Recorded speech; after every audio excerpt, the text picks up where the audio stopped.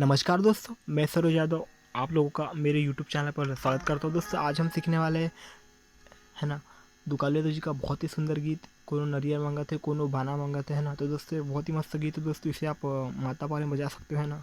तो दोस्तों चलिए आज हम ये सीखने वाले हैं, ठीक है।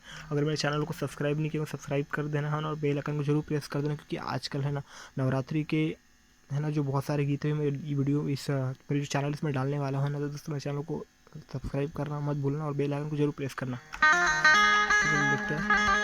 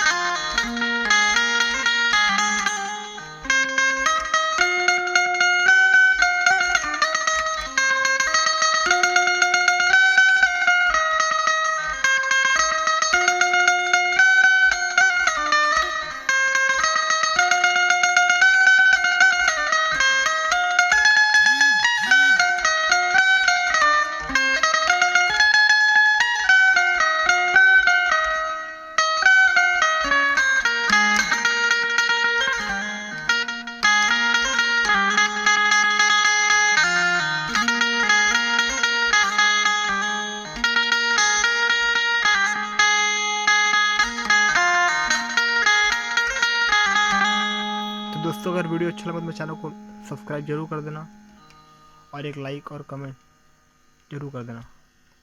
तो मिलेंगे फिर एक नई वीडियो के साथ।